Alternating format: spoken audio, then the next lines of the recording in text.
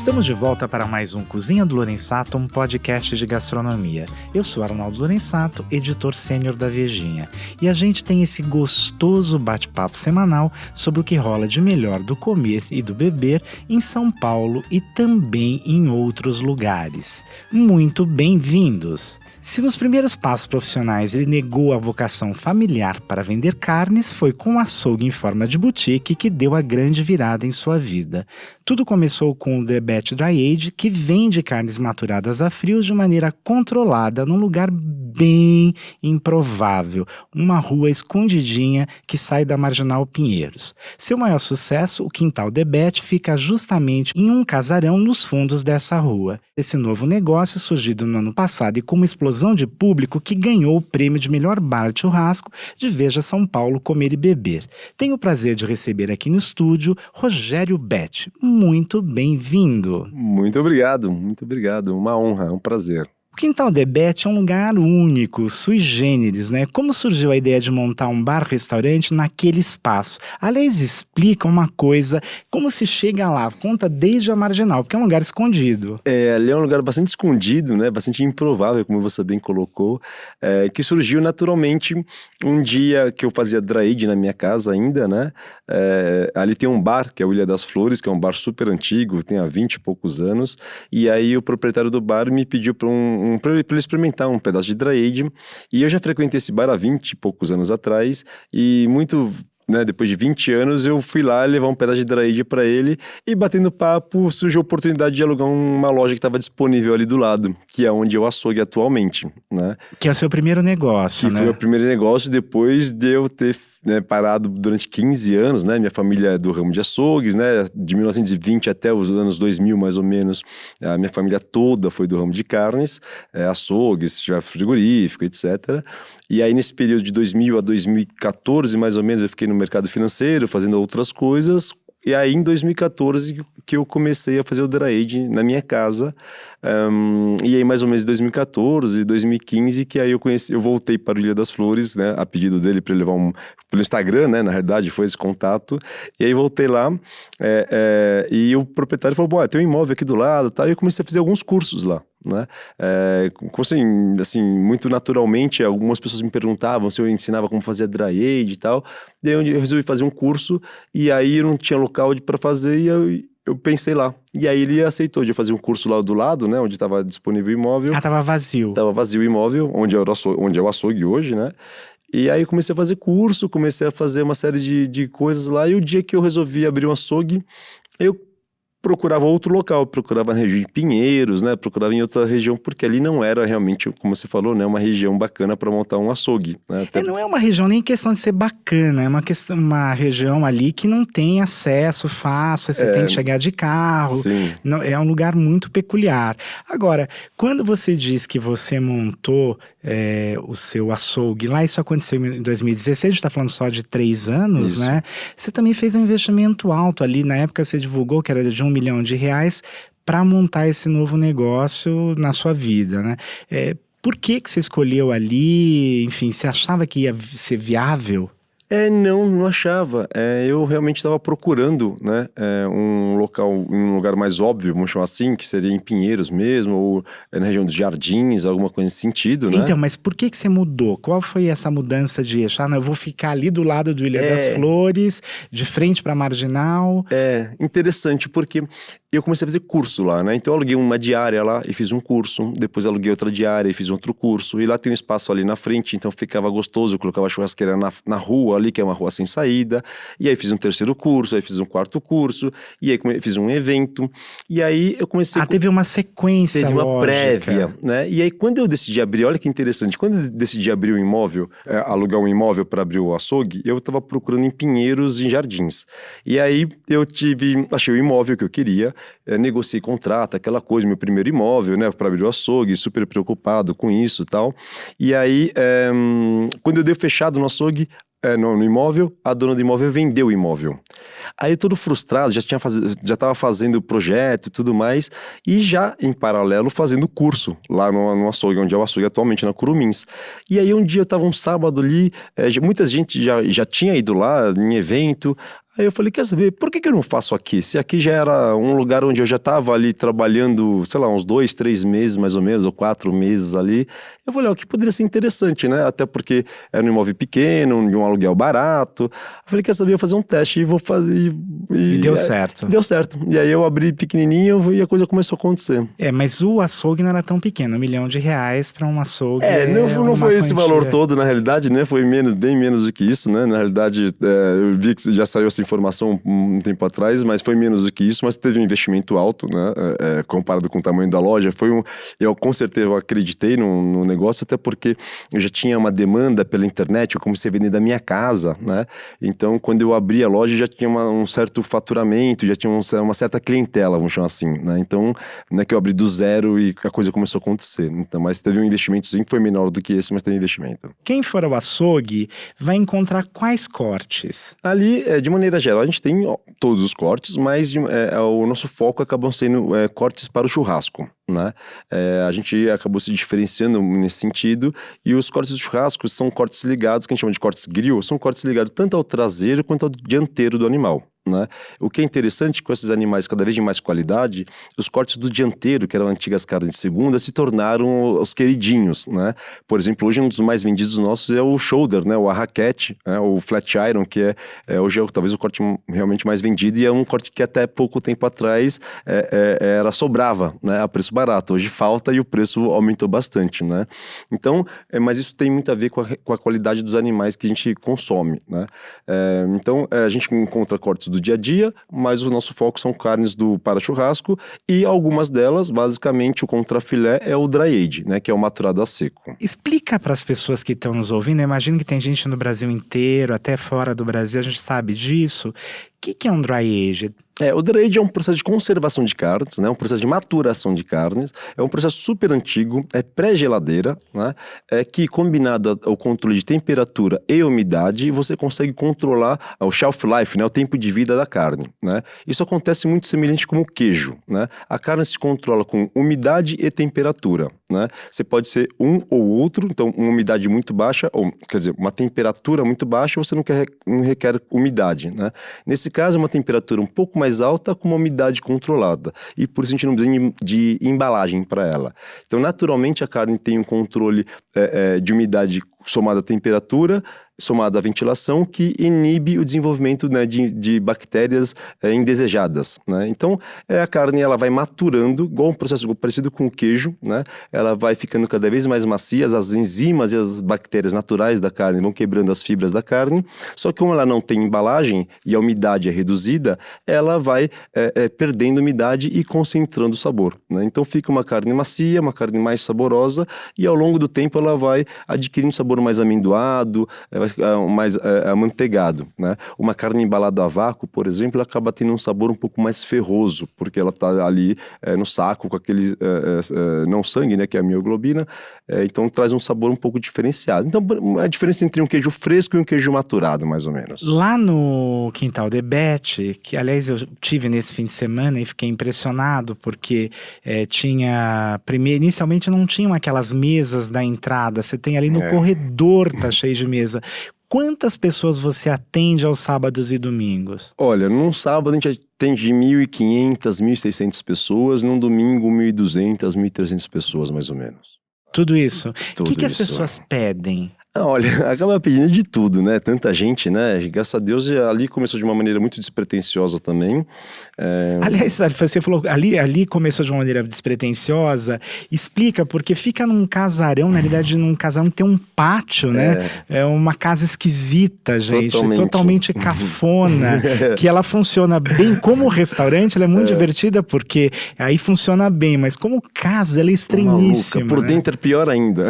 Ah, é pior? É pior ainda, que é mais legal, porque ali a gente não fez nada, né? Ali a gente não pintou, a gente não fez nada, tava daquele jeito. Ah, né? já tava daquele jeito. Daquele jeito. A gente só colocou a cobertura, colocou umas mesas, né? Colocou a churrasqueira, mas na realidade, um dia eu coloquei a churrasqueira para fora do açougue, né? Para fazer um churrasco num sábado, e aí um cliente que chegava, eu falava, olha, compra a carne no açougue que eu grelho aqui para você, e aí na semana seguinte vieram mais 5 clientes, depois vieram 20 clientes, e depois a gente começou a fazer uma série de eventos também, para empresas, para bancos, de uma maneira muito despretensiosa. E na frente do açougue mesmo, aos sábados e domingos, já começaram a ir muitas pessoas. Então, 50, 100 pessoas, e começou a acelerar esse movimento. E aí a gente ficou ali uns 2 anos, mais ou menos, né? Não é que foi de uma hora para outra também, né? Teve um intenso trabalho, né? Na porta do açougue, até que a gente teve que...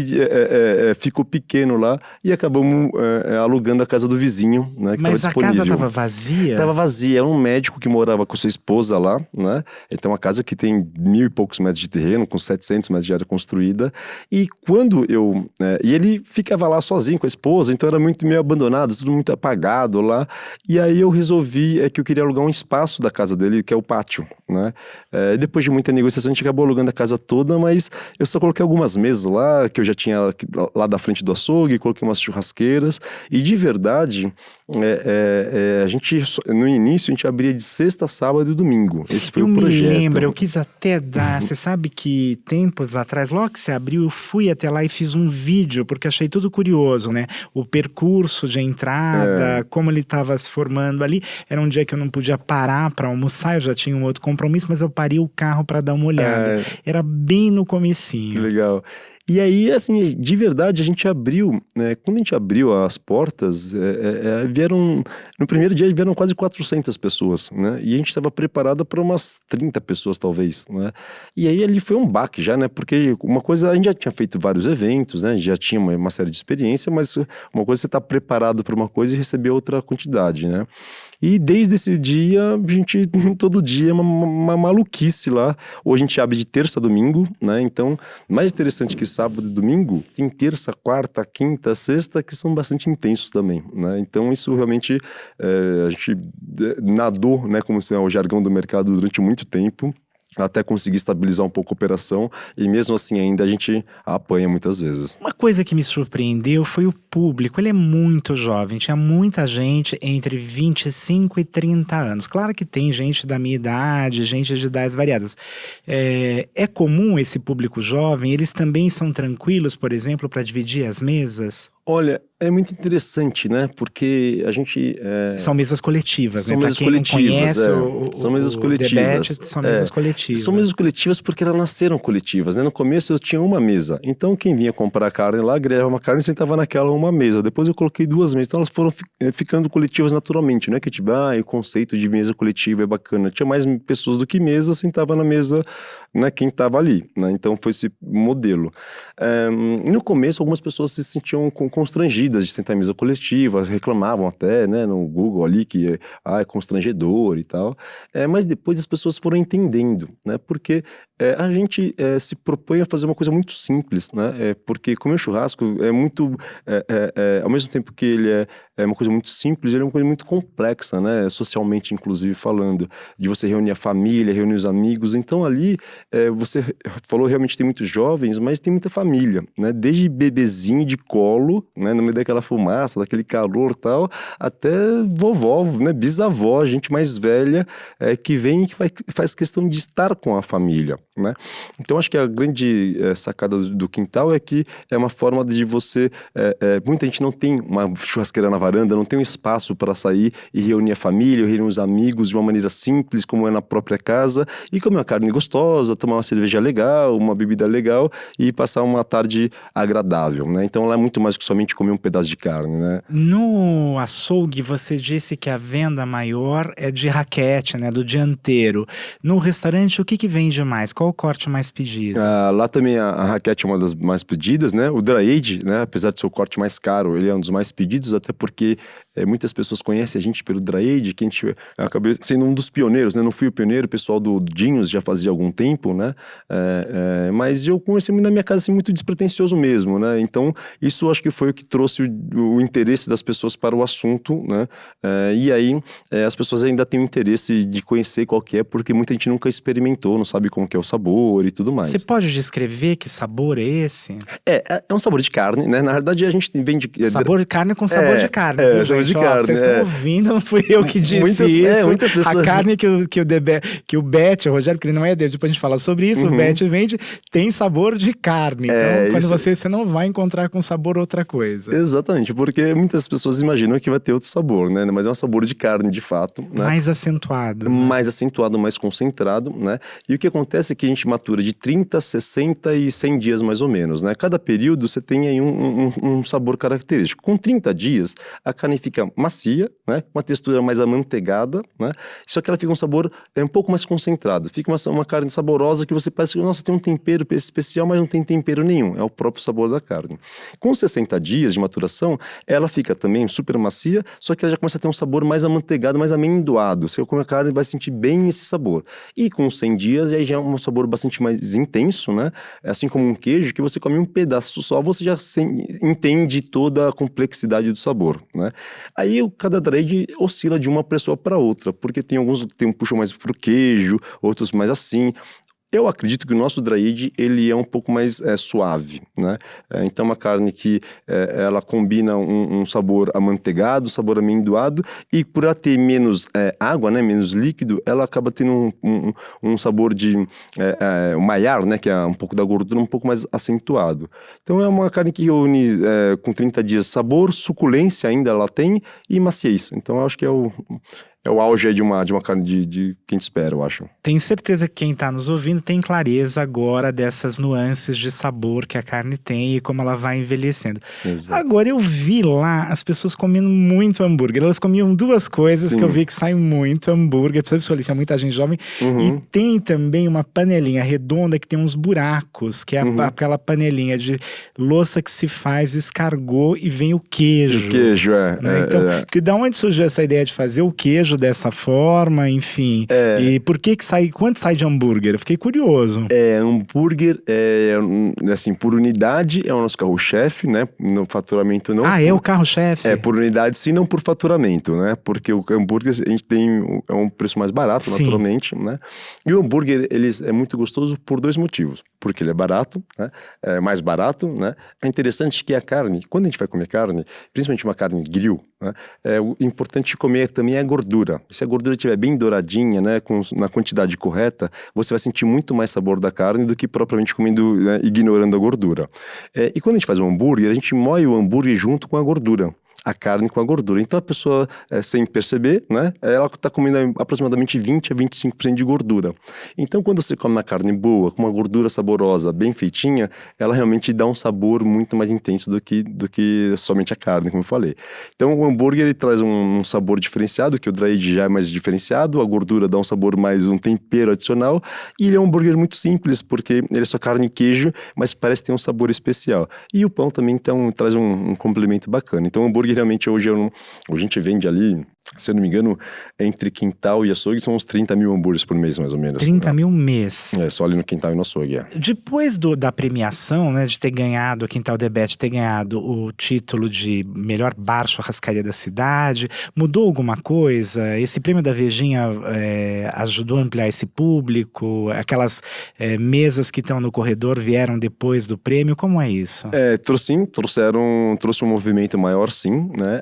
Apesar de a gente já ter um movimento mais intenso. Sim, bombava. Já trouxe um movimento, a gente percebe isso. Muitos curiosos, né? Muitas pessoas que estavam querendo vir, que já tinham ouvido falar, então talvez aquilo tenha sido motivador, e obviamente muitas pessoas que nunca tinham ouvido falar acabaram conhecendo, então por um lado é muito bacana, mas por outro lado traz muitos críticos, né, então os clientes vão lá mais críticos, né, falam, eu quero ver se é isso tudo mesmo, né, então mais interessante, mas muito mais, né, então muitos falam, putz, é muito mais do que eu gostava, outros falam, putz, que cadeira dura, eu tenho que comer carne com a mão e tal, então a gente entendeu que durante um certo tempo, né, a gente não tinha mais alguns tipos de críticas, né?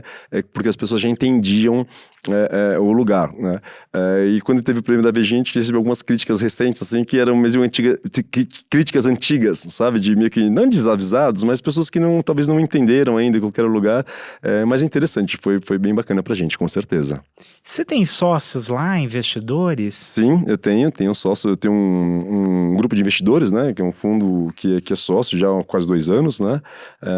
E vieram para me ajudar a realizar o sonho, né? De construir algo bacana bacana, construir algo legal, e os sócios trazem não somente dinheiro, mas trazem uma organização, né, maior e melhor, e com certeza faz a gente ser melhor. Você disse que não gastou lá aquele milhãozinho para montar o açougue, mas quanto você investiu para montar essa churrascaria, esse bar restaurante? Na realidade, assim, nem sei te dizer esse número certo, vou te dizer por quê. Esse né? povo que, olha, não, mas ele tá eu te dou um escorregando número. mais que sebo, gente. Não, mas eu te dou um número, é Ah. interessante. Eu vou te dar um número da seguinte maneira. O que acontece? Quando a gente abriu ali mais ou menos com 6, 8 mesas, né? Hoje a gente deve ter umas 40 mesas, entendeu? Então a gente abriu, sei lá, eu gastei 200 mil reais, 300 mil reais pra abrir, entendeu? Aí depois porque você não fez nada, realmente exatamente. É visível que você não precisou, o cenário tava ali pronto. Exatamente, né? E depois ao longo do tempo a gente foi fazendo uma série de investimentos, né? O ar-condicionado, não sei o quê, cobertura, mais mesas, mais funcionários, mais isso, mais aquilo outro, que acho que somar hoje deu alguma coisa de 1 milhão e pouquinho de reais. Quantas pessoas você emprega? Ali naquele pedaço são 240 CLT. Então, isso que é uma coisa fascinante quando eu trago as pessoas aqui, que eu adoro conversar, as pessoas às vezes não valorizam o que a gastronomia dá de grana, o que ela movimenta de grana, né? Dá para falar em faturamento? Olha, eu preferia não falar, Porque como mas é um bastante. Fundo, você falou, por isso que eu pergunto aqui. Mas é bastante. Nosso diferencial, né, estou aproveitando um pouco, é porque a gente vai também na busca do animal, né, um animal de qualidade, bem tratado, bem alimentado. Então a gente tem uma parceria com o produtor rural e também criamos animais, investimos em animais, né. A partir daí que a gente faz todo o trabalho de abate, todo o trabalho de desossa, maturação e aí faz a venda, tanto no açougue quanto lá no quintal, né.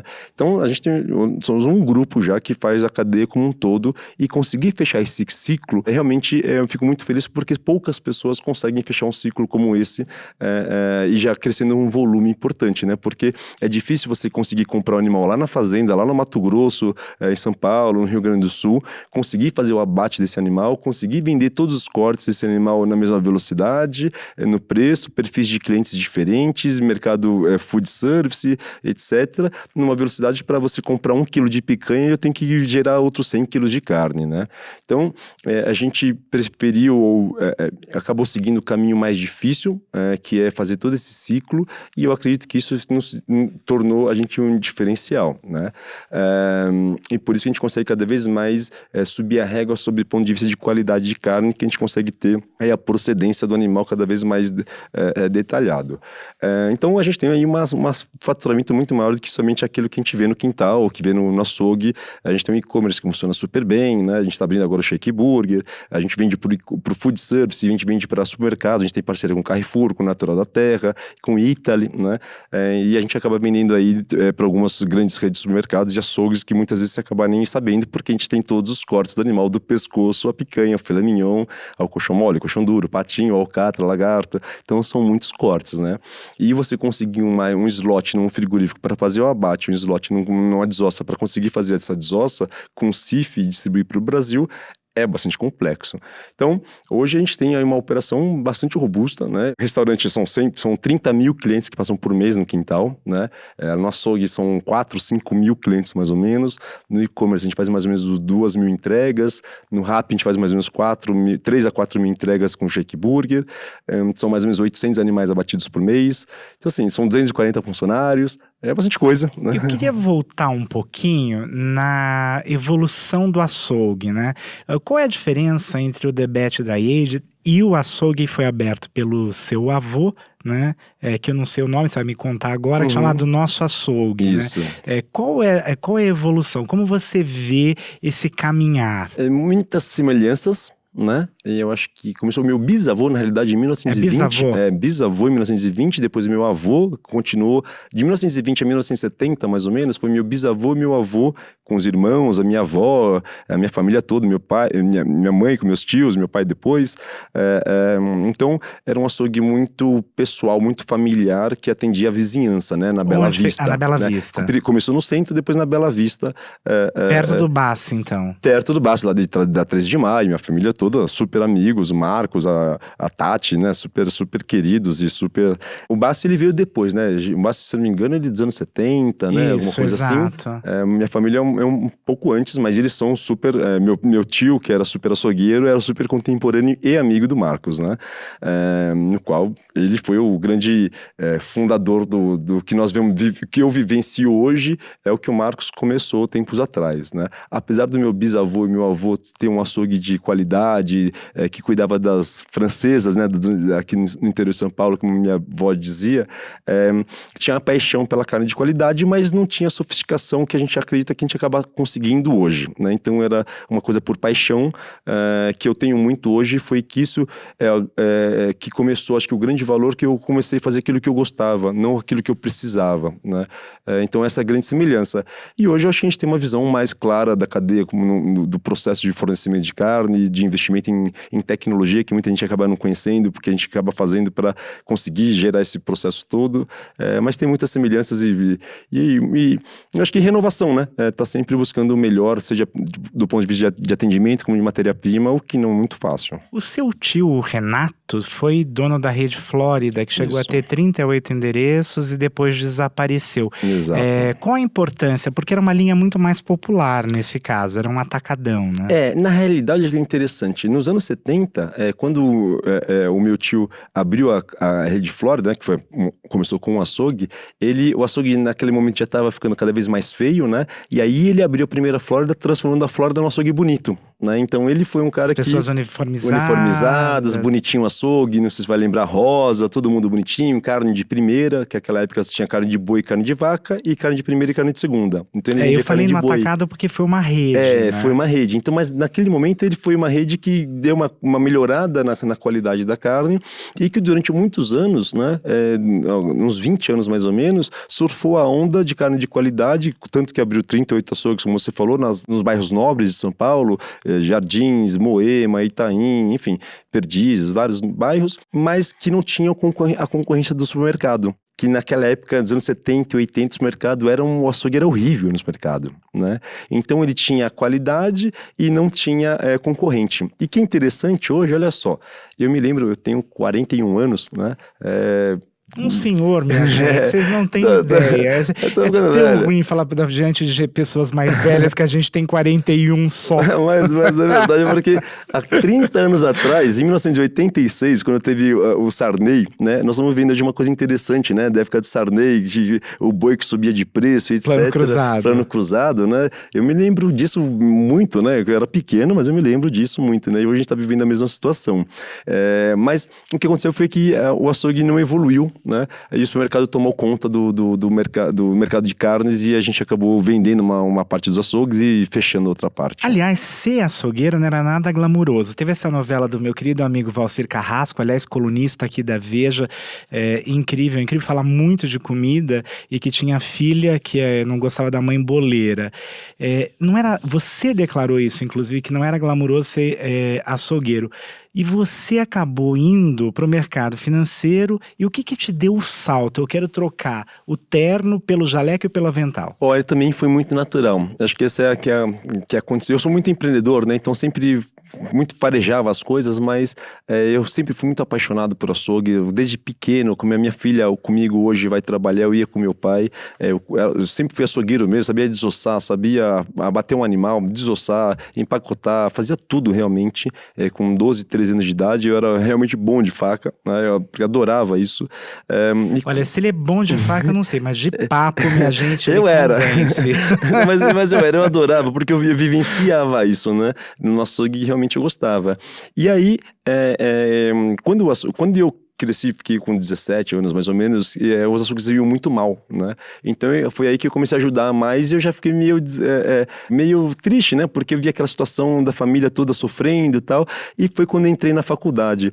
E aí quando eu entrei na faculdade eu fiz FAAP, né? E a FAAP é um lugar muito de boizinho e tal, não sei o quê, e eu que pagava a minha faculdade e tal, e aí eu entrei na faculdade e eu ainda trabalhava no açougue e eu ia meio que cheirando carne ainda pra faculdade e ia ficar meio constrangido com aquilo. E aí eu vi que todo mundo trabalhava no mercado financeiro e eu falei, eu quero trabalhar de terno e gravata, né? E você fez o que lá? Aí eu fiz administração na FAP. Administração mesmo. E aí eu arrumei logo, nas primeiras semanas, arrumei um estágio no Banco Safra para trabalhar de terno e gravata. E foi uma evolução, porque o açougue estava morrendo naquele momento, aí eu consegui seguir meu caminho.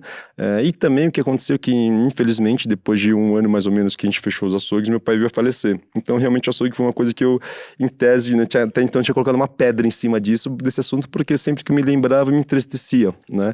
E eu estava no mercado financeiro, enfim, buscando outras coisas na vida. Então eu fiquei esses muitos anos, mas sempre fui o churrasqueiro dos amigos, o churrasqueiro da família, sempre fui aquela pessoa que gostava de acordar cedo no açougue, encher o saco da açougueira para comprar cá picanha, não sei o quê, preparava toda a carne. Então eu sempre tive essa paixão, né? Um dia, vendo televisão, 2013 ou 2014 mais ou menos, de bobeira, né? Tinha uma churrasqueira na minha casa, sempre gostava, e via lá o Peter Luger em Nova York, que falava sobre o dry age, que era a melhor carne do mundo, e aí me deu vontade de fazer, de preparar a melhor carne do mundo, já uma vez que eu não tinha nenhuma previsão de viajar para Nova York. E aí eu entrei na internet, Google, como que faz dry age, o que é dry age, porque eu eu conhecia, mas não estava muito atento. E falei, vou comprar. Aí eu vou fazer. Aí eu arrumei uma geladeira, comprei uma geladeira com os amigos, fui atrás de uma carne legal, consegui um primeiro corte, né, com osso, que era difícil de encontrar naquela época, um contrafilé inteiro e tal. Consegui. Aí coloquei na geladeira um mês e comecei a tirar foto, porque todo dia ia lá, eu olhava como tava, se ia estragar, se não ia estragar, que cheiro que tinha, né? Então aí eu fiz um Instagram, na realidade, em 2014, depois de um ano praticamente fazendo em casa, que já meus amigos gostavam, e aí eu resolvi fazer Instagram para mostrar para eles como estava a evolução das carnes, né? E foi aí que as coisas começaram a acontecer. Depois de um ano que eu fazia na minha casa, que eu fiz Instagram, e quando eu fiz Instagram, logo no começo, um seguidor, que hoje é meu amigo, falou, nossa, eu sou fã do seu trabalho. E foi aí, então, que eu tive o clique de trocar o terno e gravata por o avental de açougueiro, que eu percebi, então, que tinha muito mais do que uma oportunidade de negócio, que se o cara era fã de um trabalho, tinha a ver com o negócio das Apos lá, que é o livro das Apos, que é Delivery Happiness, que é super bacana, que ele fala sobre o poder do fã, e aquilo me conectou, aquilo me despertou, e aí eu falei, realmente, tenho algo a mais. E aí que eu comecei a pensar de uma maneira mais interessante de como eu poderia fazer daquilo o meu meio de vida, e a pedra que eu tinha colocado em cima acabei tirando. Curioso, porque eu não sei se você sabe, o Peter Luger, que é a sua inspiração, teve a sua estrela confiscada pelo New York Times, não tem mais estrela, né? O Pete Wells foi lá, que é o Arnaldo Lorenzato, não é que coitado, não é isso, estou brincando aqui, mas seria o crítico de lá, e ele confiscou, não tem mais estrela, né? A casa caiu. É verdade. Não sei se você ficou sabendo. Eu fiquei sabendo, nesse período aqui, eu fui umas 4, 5 vezes lá no Peter Luger, até para conhecer de novo, né? Revisitar, né? Ter outra visão. Eles fazem aquilo há 100 anos, né? Daquele jeito, né? Tem essa questão do mau atendimento também, que é um pouco peculiar. Você não faz a carne com manteiga, faz? Não ainda, eu fiz muito, né? Num quintal não. No Dinhos tem. A gente vai fazer uma steakhouse dentro da casa. Então a gente vai abrir uma steakhouse dentro da casa do quintal, e que a gente vai fazer no estilo do Peter Luger e no House of Prime Rib, que é uma steakhouse, né, old school, americana, que a gente vai servir na manteiga, que é muito gostoso também, né? Você sabe que eu acho que é um pouquinho de exagero, porque já é uma carne gordinha, e aí com mais manteiga, mas é bem coisa de americano. Não é uma coisa para comer todos os dias, todas as horas, mas uma vez que você comer a carne dessa, nesse estilo, com aquele purê de batata, um creme de espinafre, ali é o lugar. Você estava dizendo agora que é muito empreendedor, que eu achei muito interessante. Sei que foi um dos criadores do evento Churrascada, né? Queria que você falasse um pouco, e eu queria saber como as pessoas toleram aquela confusão, porque é uma confusão, e elas saem defumadas de lá. O mais interessante, eu falo, tem que ser carnívoro carnista mesmo, porque senão não dá, né? Você sai defumado do evento. É verdade. Tem uma coisa interessante no churrasco que eu fui conhecendo depois, principalmente quando essa pessoa falou que era fã do meu trabalho, graças a Deus a palavra fã é o que ainda permeia o nosso dia a dia, e que me inspira, que me motiva todo dia a fazer mais e melhor, e toda a minha equipe é envolvida para que a gente cuide cada vez mais dos nossos fãs e fomente, né? E e cultive eles, né? Tem uma coisa que mexe com a gente, e eu tenho certeza que isso está relacionado a uma questão de antropologia, inclusive, que o churrasco é muito mais que uma forma de alimentação, né? Propriamente dita, de fonte de proteína e de energia. O churrasco está muito a ver com a forma de você lidar com a sua sociedade, com a sua família, com seus amigos, com a sua... Então isso é lá de trás, né? Desde quando vinha um homem caçava e conseguia para a tribo ali, carne, e todo mundo ficava em volta da fogueira, fazendo churrasco. Então acho que essa parada traz alguma coisa que é emocionante nas pessoas, e quando as pessoas veem carne, elas ficam excitadas, né? Poderia ser a pizzada, né? A pizzada, tenho certeza, poderia ser a melhor pizza do mundo, que as pessoas não ficariam horas na fila, não ficariam naquela bagunça, naquela confusão, naquele calor, sei o quê, que não é barato, e saem de barato, lá tá longe de ser da barato, vida, né? Saem de lá felizes da vida, né? Que é o que acontece com o quintal também, né? Interessante que 1h30 antes de abrir o portão tem uma fila de 200, 300 pessoas, né? Você vai lá no Franklin Barbecue em Austin, tem fila às 6 horas da manhã, tem fila, né? Então a carne mexe com as pessoas, né? A gente tem esse movimento cada vez de coma menos, mas coma melhor, que a gente super acredita nisso, né? Acho que tudo que for com equilíbrio é melhor, né?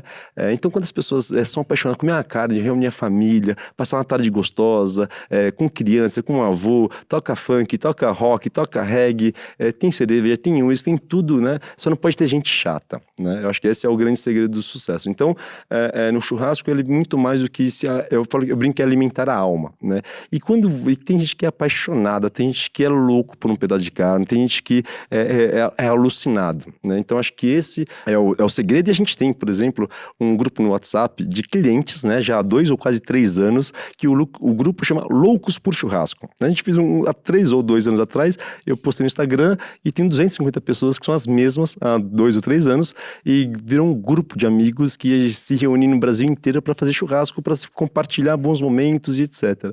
Então, acho que o churrasco reúne muito mais, como eu falei, é uma energia, é uma vibração, é um momento feliz. As pessoas no churrasco, a churrascada, por exemplo, né, vão 2, 3 mil pessoas com bebida à vontade, comida à vontade, tudo à vontade, e nunca teve uma briga. Isso é ótimo, né? Porque as pessoas estão lá para se divertir, as pessoas estão lá de paz e amor, com a sua família, né? As pessoas fazem aqui hoje um investimento num imóvel novo, né, com churrasqueira na varanda, fazem um baita de um investimento na churrasqueira na varanda para aquele executivo que trabalha, presidente de banco, dono de banco, pode ser o cara da favela, pode ser o cara da padaria, o cara em qualquer lugar. O churrasco é universal. E churrasco é brasileiro, é gaúcho, é baiano, é sul-africano, é sul-coreano, é americano, é japonês. E aí, quando você começa a conversar com o churrasco sobre as pessoas, ela vira um assunto geral, né? Então, quando você fala sobre a picanha tem 2 quilos, vira uma discussão, você fala que a carne é bem passada, mal passada, põe sal em cima, põe sal embaixo, e as pessoas curtem esse assunto.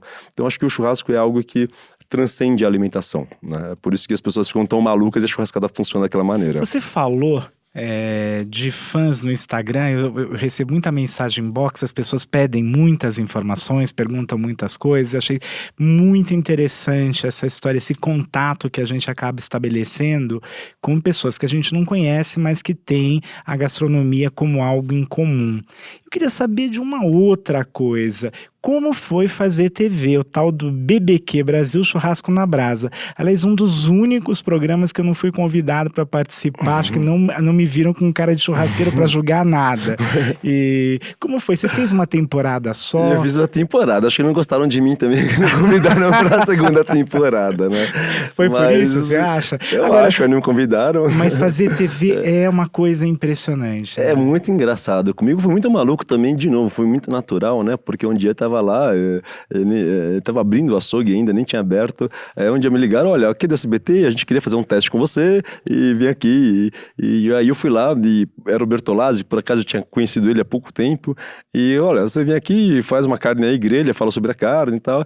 E aí eu fiz o teste, tinha outras pessoas fazendo o teste. E me ligaram depois, no dia seguinte, falaram, olha, legal, você não quer fazer o programa aqui com a gente? Eu falei, ué, como fazer o programa de televisão? Não, né? Aí eu sou meio gago e tal, que agora eu tô mais esperto. Olha, né? não pareceu. Eu tô mais... tanto que eu já falei nesse período, acho que eu melhorei a gagueira. E aí eu fui lá, eu falei, olha, vai ser um maior prazer, não tenho a menor habilidade com isso. A única coisa que eu gostaria é de eu poder ser eu mesmo, né? Assim, não quero, se eu vou ter que votar, não quero colocar minha credibilidade em risco e tal, e o SBT foi super legal, ninguém nunca pelo contrário, assim, sempre me trataram muito bem. Eu gostava dos programas com você, de verdade. Legal, tanto o Bertolazzi quanto a Tice sempre me deixaram muita vontade, sabe? Eu realmente ficava com medo, porque chegava na hora e falava, nossa, o que eu tenho que falar mesmo? Aí o pessoal fala o que você tá na sua cabeça, entendeu? E aí eu ia, e a coisa foi... A hora que eu fui melhorar, acabou o programa. Neste ano de 2019, você lançou uma lanchonete virtual, essa Shake Burgers. Aliás, Shake Shack, que o diga, né? Que o nome é bem parecido com a rede americana. Exclusivo para entregas e pelo Rappi. E vem uma loja por aí no Shopping Morumbi, é isso? É isso aí, né? Na realidade, quando a gente comprou o animal inteiro, né? Comprou boi vivo e tem vários cortes. E a gente faz muito hambúrguer com dianteiro. E dianteiro me sobra bastante, né? E eu vendo muito dianteiro no mercado atacado, muito barato, né?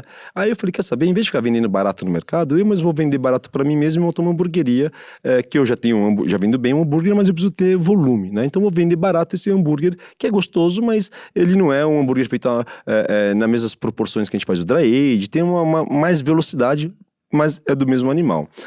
E eu fui convidado, tive uma oportunidade em 2017, se não me engano, 2018, agora eu não sei, de fazer um churrasco pro Sheik das Arábias, lá em Fujairah, né, do lado de Dubai.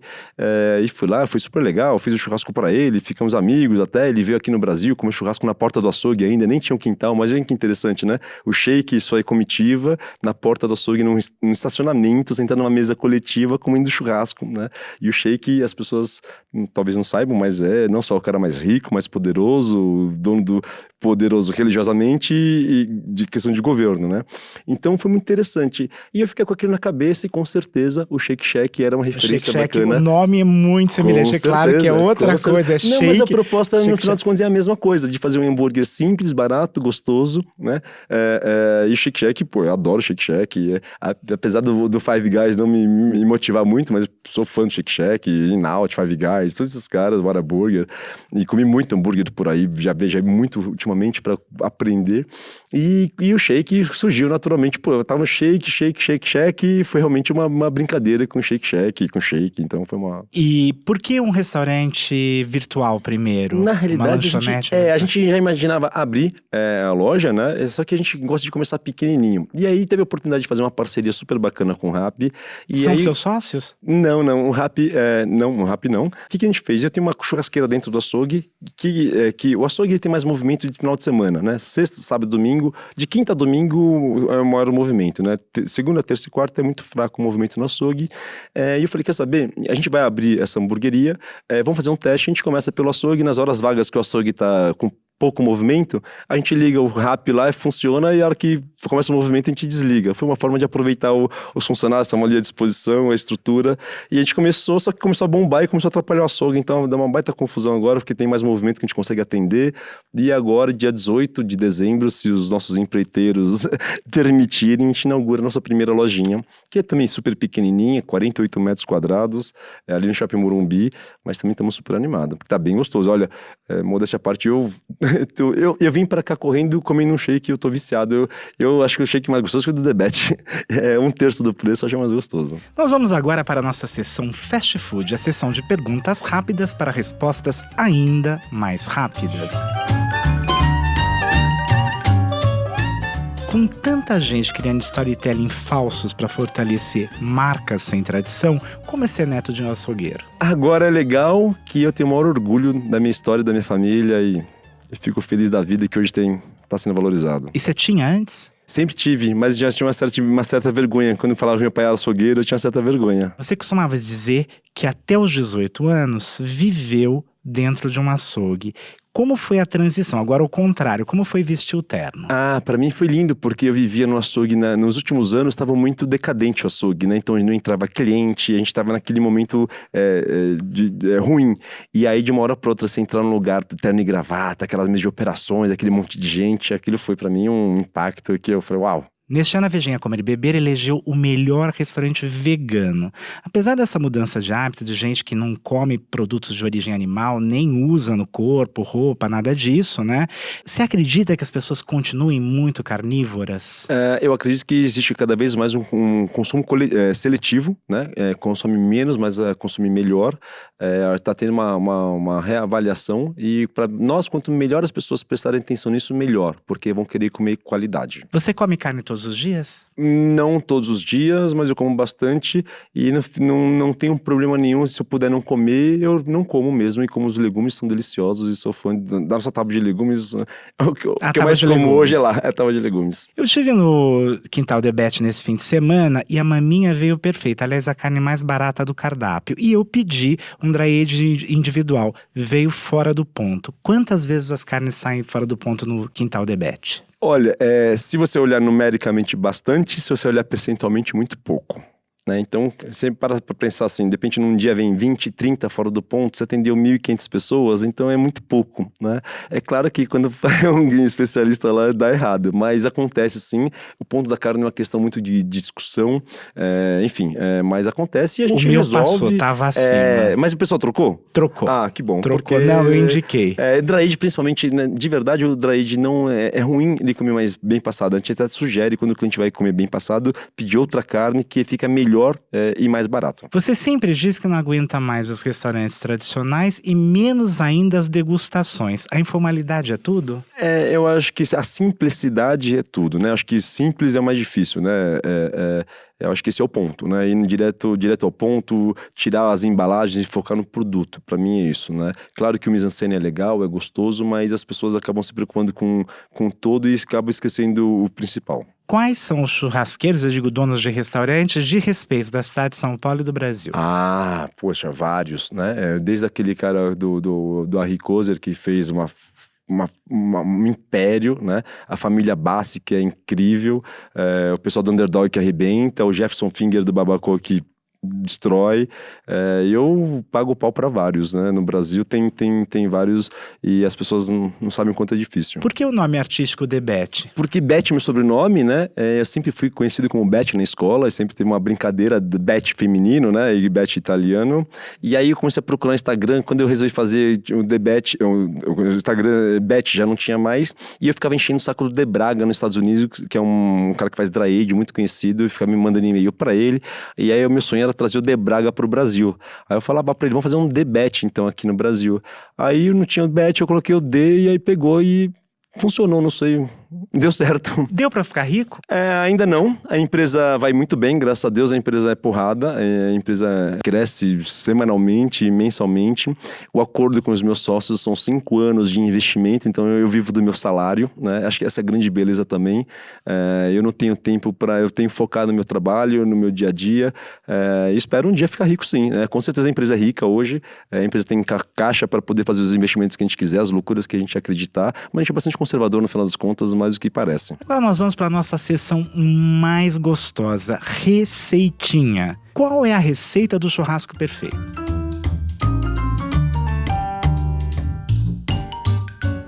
Ah, bacana. Com certeza uma carne de qualidade, acho que não tem mágica, isso é fato, né? Mas principalmente é uma boa energia, sabe? Eu acho que o churrasco, como você falou, é muito mais que comer carne, é churrasco, né? Não é só comer carne gostosa, e churrasco tem a ver com a energia, com a predisposição das pessoas se divertirem. Mas uma boa carne é fundamental, e uma coisa que as pessoas pensam muito na carne é muito no ponto da carne. E eu gosto muito de olhar o lado de fora da carne, que é o maiar, né? Que é aquela textura, que é aquela cor que a gente dá um dourado na carne, que isso tem muito a ver com a temperatura que você assa a carne. Né? Porque não adianta nada você fazer o ponto certo dentro, ela ficar aquele cinza por fora que fica um sabor ou falta sabor, né? Então eu me preocupo muito e tem a ver com muito a carne, tem a ver com a temperatura do fogo, a forma como você prepara a carne. Mas para mim uma carne simples, bem feitinha, sal, de tempero, vai muito bem. Qual o cuidado com a grelha? A grelha, eu gosto de usar grelhas mais fortes, né, de ferros, mais pesadas. Eu normalmente eu limpo a grelha somente, e sabe o que eu faço? Eu coloco um papel alumínio, na hora que eu termino o churrasco, coloco um papel alumínio em cima da grelha e deixo ela queimando ali dentro. No dia seguinte ela tá limpa, completamente limpa, não precisa ficar esfregando, lavando, porque dá não só lá no trabalho, você vai deixando a grelha engordurada mesmo, mas você vai tirando toda essa sujeira com esse vapor que você queria com papel alumínio, né? Mas uma grelha forte, assim, eu gosto bastante para um grelhado, né? Porque existem diversas maneiras de preparar o churrasco americano, fogo de chão, enfim, cada dia que eu aprendo mais, eu descubro que é mais gostoso estudar. Qual a distância que a carne deve ficar da brasa? Num grelhado, eu gosto bem próximo, a gente utiliza aí uns 10 centímetros, 15 centímetros mais ou menos, né? Bem próximo mesmo. Bem próximo para ficar bem douradão por fora e ao ponto para mal por dentro, né? Já no fogo de chão, aí um meio metro, 60 centímetros mais ou menos, para ir bem devagarzinho e longo tempo. Qual é o hambúrguer perfeito? O hambúrguer perfeito é aquele que na primeira mordida você para de falar e fica E quando eu comecei a estudar hambúrguer, eu fui até Nova York para comer um hambúrguer. Eu vou até Nova York para comer um hambúrguer que era do Mineta Tavern, que era tido como o melhor hambúrguer de Nova York por muito tempo e tal. E aí, aquela perrengue, né? Estados Unidos, Nova York e tal. Fui lá, a hora que eu dei a primeira mordida, eu me lembro até hoje, eu falei, realmente bateu, sabe quando bate no teto, aqui no coco aqui em cima, a primeira mordida? Eu não precisei da segunda mordida pra entender o que eu tava fazendo ali. Então, até hoje, aquilo foi surpreendente pra mim. Eu sou Arnaldo Lorenzato e recebi hoje aqui no estúdio o churrasqueiro Rogério Betti. Muito obrigado, Betti. Muito obrigado a você, obrigado pelo carinho e pela oportunidade. Até a próxima sexta, um abração a todos.